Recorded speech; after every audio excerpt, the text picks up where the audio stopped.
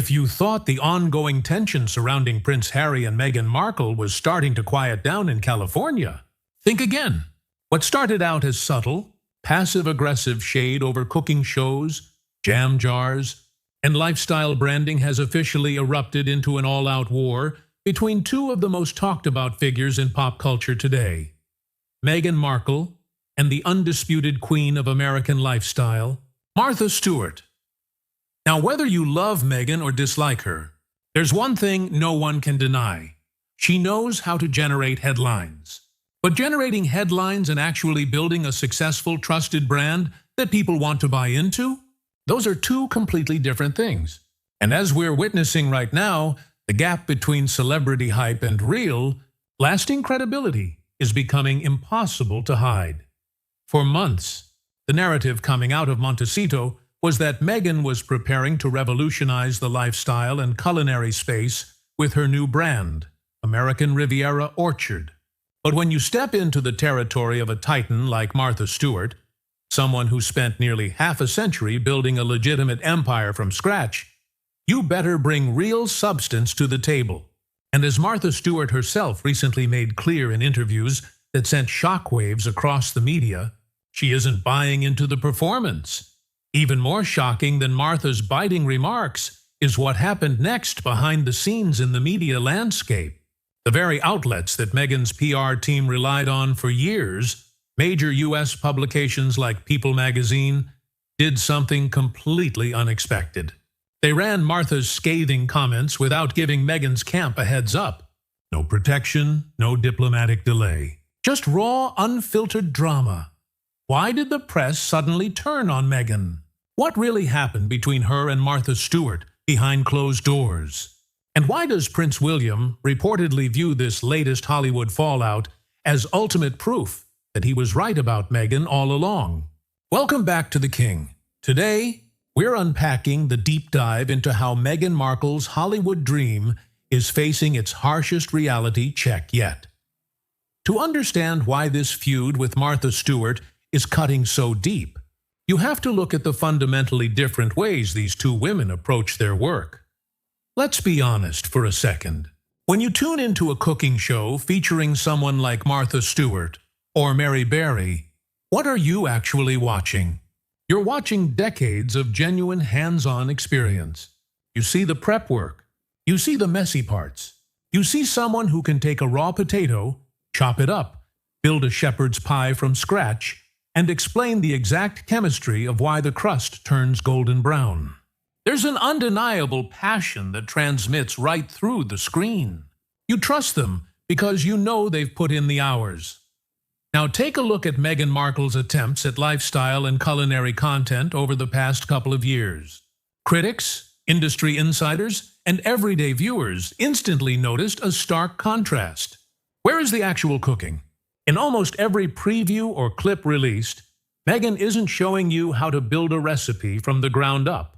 Instead, it's what TV producers call the Blue Peter effect, a polished, prearranged setup where everything is already chopped, prepped, and neatly placed in aesthetic glass bowls.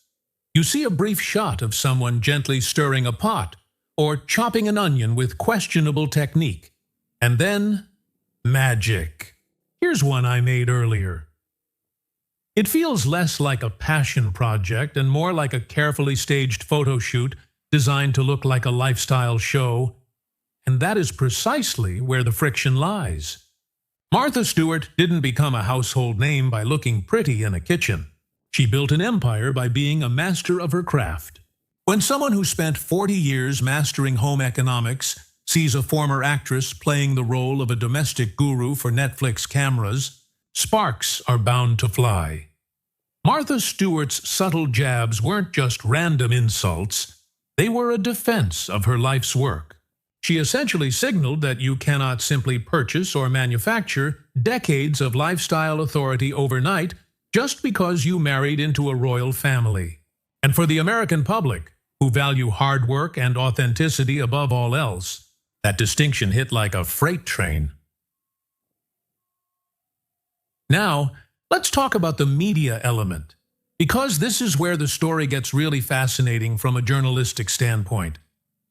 For years, Meghan Markle's public relations strategy relied heavily on maintaining warm relationships with select American glossy magazines. Whenever the British press published critical articles, you could almost guarantee that within 24 hours, a glowing counter-narrative would appear in publications like People magazine or US Weekly, featuring statements from friends close to the Duchess. Meghan even gave these magazines exclusive access during her various non-royal tours and events. It was a mutually beneficial arrangement. They got exclusive royal-adjacent content, and Meghan got controlled, favorable publicity. So, why did People magazine suddenly publish Martha Stewart's sharp critique without alerting Meghan's team first? Why didn't they protect her this time? The answer boils down to one brutal reality in modern journalism: sales and clicks. Print magazines and media outlets across the globe are struggling. They don't have the luxury or the budget to shield failing celebrities out of personal loyalty. They care about numbers. When People magazine featured Princess Catherine on their cover for a summer special, sales soared. Kate Middleton moves copies. She generates genuine positive engagement that translates into real revenue. Meghan Markle. On the other hand, generates high click volume. But that attention doesn't translate into commercial success for brands, books, or magazines. People will click to read about the drama surrounding her, but they aren't buying the products she endorses.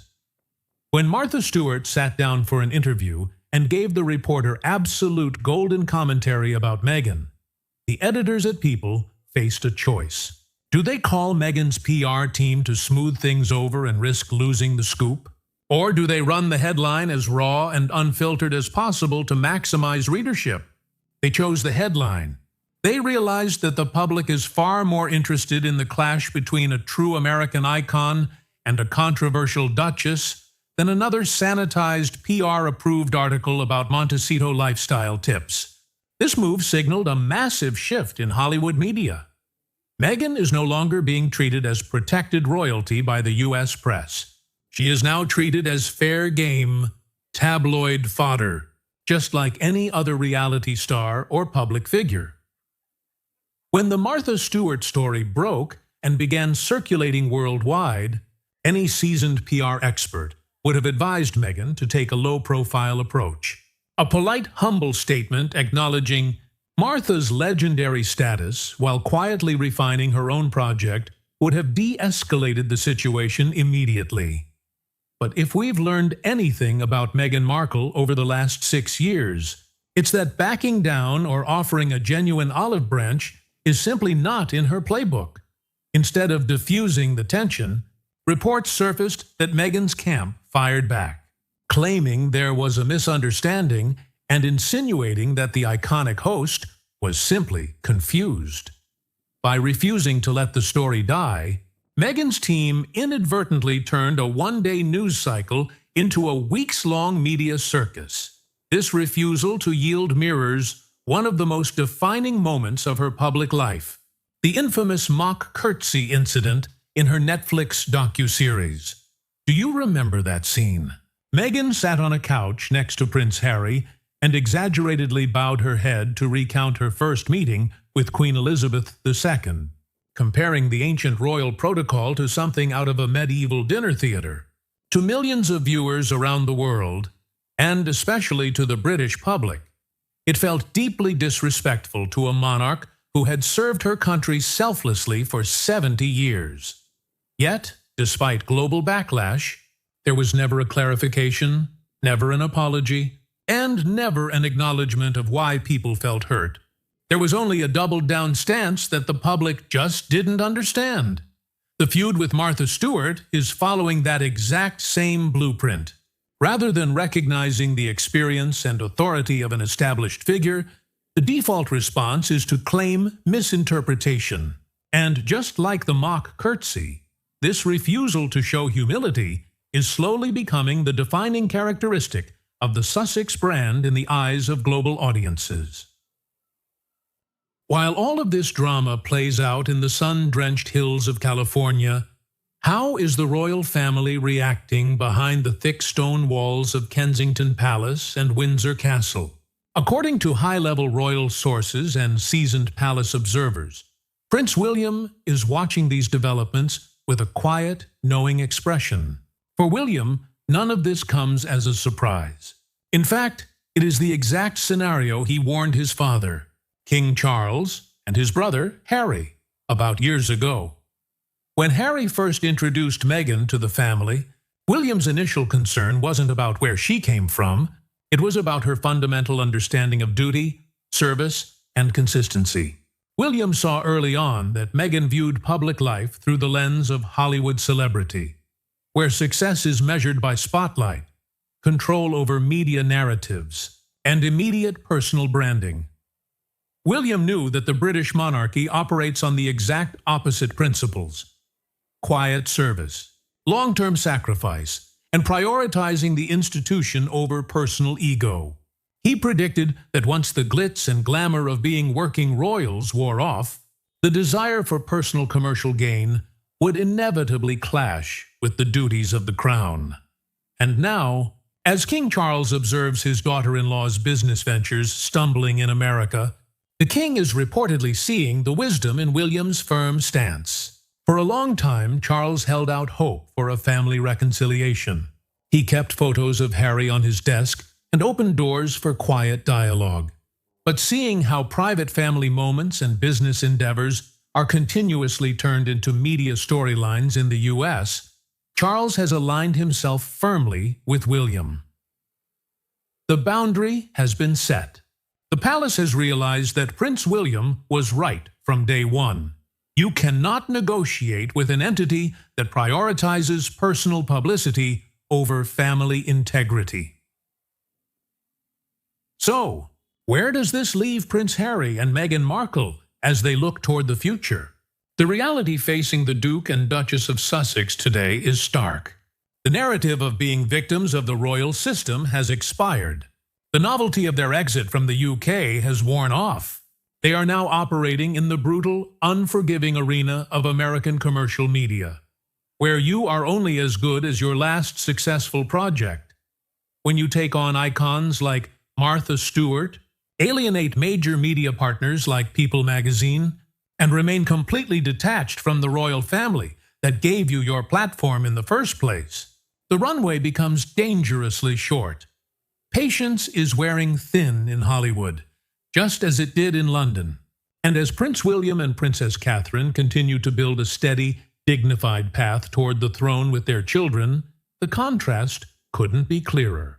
One side represents centuries of duty, stability, and quiet strength. The other represents a fleeting chase for celebrity validation that is running out of steam.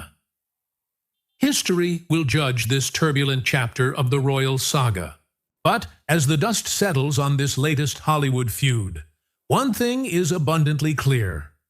Prince William's instincts have been proven right every step of the way.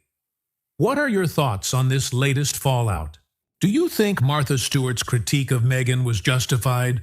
Or is the media picking on the Duchess unfairly? And do you agree that Prince William handled the situation correctly from the start? Sound off in the comments below. We read every single response and love hearing your perspectives. If you found this deep dive analysis valuable, please hit that like button, share the video with fellow royal enthusiasts, and subscribe to The King with all notifications turned on, so you never miss our daily royal coverage.